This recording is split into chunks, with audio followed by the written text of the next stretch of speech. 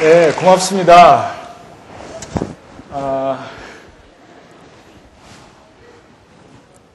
사실 이제 제가 화이트보드 넣고 좀 이렇게 폼나게 강의를 해야 되는데, 이 마이크를 이제 떠나지 못하게 이렇게 돼 있네요. 사실 저는 이제 키가 작아가지고, 큰 얼굴밖에 안 나오니까 굉장히 지금 어떤 좀 강의 상황이, 그렇게 좀, 약간 불편한 부분은 있는데, 한번 열심히 강의하도록 해보겠습니다. 오늘 아까 소개하신 내용 중에 이제 포기하지 않으면 불가능은 없다. 제가 쓴 책 제목이기도 한데요. 그 책 내용도 좀 제가 많이 말씀을 드리고 또 제가 여러분들에게 특히 그 대학교 젊은 분들에게 선배로서 드리고 싶은 그런 이야기도 많이 하도록 하겠습니다. 괜찮겠죠? 아까 이제 아마 소개가 있었습니다만은, 그 소개만 들으면, 제가 굉장한 사람인 걸로, 들릴 법해요. 제가 대학교 때 고시 3개 합격한 거 가지고 아직까지도 이제 많은 분들이 기억을 해주고 계시는데요. 76년도, 제가 76학번입니다. 혹시 무선 마이크 없어요? 이게 좀 불편하네요, 강의하기가. 있으면 좀 준비해 주시면 좋겠는데, 마이크에 붙어 있으려니까 되게 지금 답답해요. 막 이렇게 움직여야 되는데. 76학번이라서 저도 가끔 제 학번을 생각하면 놀랍니다. 제 어머니가 77되셨는데, 제가 볼 때 이제 굉장히 그 나이 드신 이제 노인이시잖아요. 네, 고맙습니다. 이제 조금 마음이 편해졌어요. 제 어머니가 이제 76, 이제 7 되시는데, 지금도 저에게 그런 말씀을 하세요. 내 마음은 아직도 20살인데, 거울을 보니까 세월이 너무 빨리 갔구나. 지금도 말씀하세요. 저도 여러분들을 얼굴을 보면은, 제가 옛날에 학교 다니던 시절에 그 생각이 납니다. 저도 거울을 보고 제가 스스로 놀라죠. 이렇게 흰머리가 나다니. 제가 방송 출연한 게 95년도니까 그때만 해도 팽팽했었어요. 제가 그때 사진을 보면은, 참, 30대 후반에 그때 세상을 좀 안다고 생각했지만 지금 생각해 보니까 제 스스로 굉장히 부끄러울 정도예요. 아마 5년 뒤에 제가 또 저희 자신을 바라보면은 또 부끄러울 것 같아요. 여러 가지 이제 학교 다니던 시절에 공부는 굉장히 열심히 했습니다. 아마 오늘 공부 이야기만 해도 아마 몇 시간은 드리고 가야 되는데, 제가 며칠 전에 또 문득 생각해 봤어요. 그랬더니, 역시 나는 머리 좋은 사람은 아니다. 그걸 다시 한번 확인했습니다. 대학교 76년도 그 당시만 해도 고시 합격한 사람이, 그 사법시험 이야기죠. 1년에 100명이 안 됐습니다. 요즘 1000명 뽑잖아요. 근데 제가 사법연수원 요즘 강사를 하고 있는데 가서 이렇게 조사를 해보면 교수님들 말씀도 그렇고 실제로 1000명 뽑을 때 그 합격자들의 평균 공부 기간이 5년이라고 돼 있어요. 5년. 1000명에 들어가기 위해서는 5년 동안 여러분들의 어떤 젊음을 태워야 됩니다. 근데 저는 100명 안 뽑던 시절에 1년 3개월에 통과를 했어요. 그래서 저도 그때 스스로 놀랐어요. 그 당시에 이런 표현 있잖아요. 하나님 이게 저인 거 맞습니까? 이런 거. 그러고 나서, 세상은 참 허술하다. 어떻게 대학교 2학년에 법학개론 공부한 학생이 대학교 2학년에 민법 총칙 배우고 물권법 들어갈까 말까 하는데 민사소송법, 행정소송법 다 해가지고 어떻게 합격할 수가 있느냐. 대한민국은 참 허술하다. 이런 생각을 잠깐 한 적이 있어요. 근데 저는 분명히 아까 제가 말씀드린 것처럼 머리가 좋은 사람이 아니라고 하는 것을 살면서 계속 느끼게 됩니다.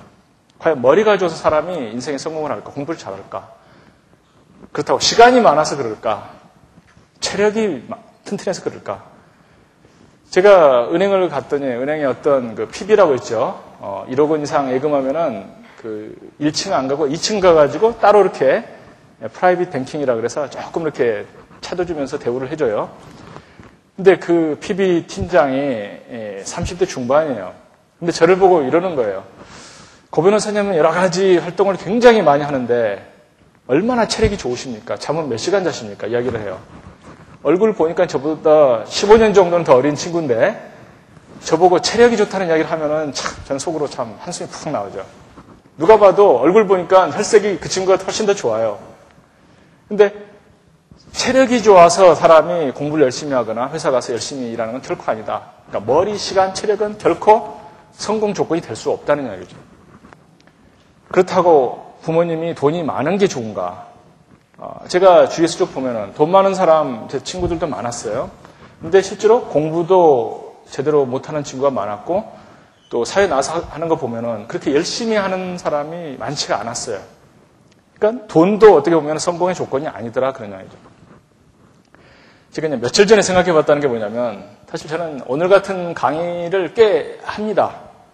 꽤 한다는 게 요즘은 이제 학생들 상대로 하는 강의는 이제 별로 없고 주로 뭐 경제 재테크 강의가 많은데 저는 강의할 때 원고가 따로 준비된 게 없어요. 그냥 여러분들 얼굴을 보면서 여러분들이 반응을 잘 보여주면 막 이야기가 나오고 안 나오면 저도 막 속으로 막 따분하다가 그냥 가고 이제 이런 타입인데 오늘 여러분들 굉장히 지금 반응이 좋습니다.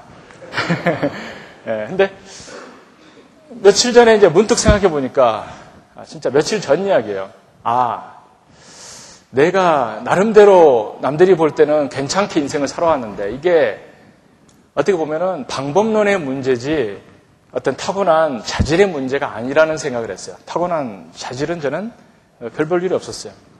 체력도 별 볼 일 없고. 그러다 제가 한번 그 인터넷 블로그에 많이 떠돌아다니는 글 보면은 그런 글들이 나오죠. 제가 대학교 고시 합격해서 나중에 졸업할 때 부모님한테 큰절을 드렸는데 큰절을 드릴 때 이유가 뭐냐면 이렇게 낳아주셔서 감사하다고. 근데 다른 사람 생각할 때는 고 변호사 머리가 뭐 좋게 낳아줘서 감사냐. 그게 아니고 쉽게 말하면 여자들한테 인기가 없는 외모를 만들어 주셔서 대학교 때 아무리 연애하려고 1학년 때 해서 다 실패하고 결국은 이제 그 아픈 마음을 안고서 고시에다 한을 푼 거죠. 그래서 아마 연애에 실패해가지고 고시로 성공한 어떤 대한민국의 어떤 이상한 신화의 주인공이 이제 돼버리는 건데 실제로 그렇습니다. 저는 살아오면서 왜 남들이 외모를 가지고 남을 평가하나에 대해서 굉장히 지금도 마음의 상처를 가지고 있는 사람이에요. 특히 세상 여자들은 왜 키 큰 남자를 좋아하고 얼굴이 허우대만 멀쩡한 사람을 좋아할까? 왜 내 속에 있는 좀 열심히 착하게 살려고 하는 그것은 보지를 못하고 얼굴 크다고 하는 이유만 가지고 미팅에서 딱지를 놓느냐. 굉장히 그게 한스러웠어요. 그러다가 쭉 살아오면서 그게 세상이라는 생각을 했어요. 세상은 내가 생각하는 대로 결코 알아주지 않더라. 일단 귀향이면 잘생기면 더 좋죠. 마찬가지로 여러 가지 이뤄놓은 것이 더 나으면 할 수 있다가 중요한 게 아니라 세상은 했다는 것을 원하더라 그런 이야기예요. 할 수 있다고 하는 것은 여러분들도 머릿속에는 모든 걸 할 수가 있습니다. 근데 저는 이제 세상이 겉으로 보여주기 전까지는 알아주지 않는 게 세상이구나. 저는 이제 대학교 때 나름대로 공부를 열심히 했어요. 그 당시 생각은 혼자 죽어라고 하면 안 되는 게 없구나. 그런 마음에서 사실 제가 이제 3년 전인가 4년 전에 낸 그 포기하자는 불가능 없다 주제도 사실은 열심히 하면 되더라. 그런 주제였어요. 물론 열심히 했습니다, 제가. 저는 이제 고등학교 때 제가 머리가 좋지 않다고 하는 굉장히 아픈 기억을 가지고 있어요. 고등학교 2학년 올라가서 국영수 시험을 쳤어요. 그랬더니 수학 점수가 45점 나왔어요. 그래서 반에서 꼴찌에서 몇 등을 했어요. 선생님이 부모님을 오라 그랬어요. 그래서 저희 아버지한테 선생님이 딱 한마디 하고 가라 그랬어요. 그게 뭐냐. 고승덕이는 대학을 못 갑니다. 인류대학을 못 간다는 뜻이 아니에요. 대학을 못 갑니다. 왜? 이 수학 점수 가지고 언제 고등학교 2학년 때 지금 수학이 그 정도 엉망인데 언제 수학을 공부해가지고 학교를 가냐 이거죠. 그래서 쉽게 말하면 포기한다는 뜻을 아버지한테 통보를 했어요. 아버지는 그 이야기를 듣고 저에게 너는 알아서 공부를 해라. 딱 한마디 또 하셨어요. 쉽게 말하면 강남에 아마 부모 같으면 그런 이야기 안 하죠. 강남의 부모 같으면 너 큰일 났구나. 어느 학원 가야지 네가 빨리 공부를 잘할 수 있는지 빨리 알아봐야 되겠다. 어느 선생이 잘 가르치는지 모셔다가 가르쳐야 되겠다. 저희 부모님은 그럴 돈이 없었어요. 네가 알아서 해라. 그러니까 그때 제가 하늘을 쳐다보면서 굉장히 이제 마음이 슬프죠. 여기서 인생이 대학은 가야지 대한민국에서 명함을 내미는데 대학을 못 간다면 인생을 포기할 것이냐 아니면 지금이라도 죽으라고 뛰어서 뭔가를 따라잡아야 될 것이냐. 그럴 때 저는 이제 굉장히 지금 생각하면 다행스러운 게 고등학교 2학년 초에 그랬기 때문에 아직도 2년이 있다고 하는 그것 때문에 저는 희망을 가졌어요. 2년 동안 해보자. 그러고 나서 죽더라도 2년 후에 죽자. 굉장히 비장한 결심이죠. 그리고 이제 아버지 얼굴을 보니까 아버지는 결코 나를 위해서 좋은 학원이라든가 학원 자체를 못 다니게 했어요. 수학이 그 엉망인데도 네가 알아서 해라. 그때는 굉장히 섭섭했죠. 아버지가 이제 자식을 포기하고 원가 절감 작전으로 들어가는 게 아닐까. 학원 다녀봤자 소용이 없다면 학원비라도 아끼는 게 가정의 보탬이 되지 않을까. 이런 생각을 하기도 했지만 그래도 이제 혼자 공부를 했어요. 수학 공부를 추가라고. 그래서 6개월을 딱 했습니다. 여름방학 때 애들이 저보고 놀러 가자고 했지만 저는 놀러 가질 않았어요. 왜?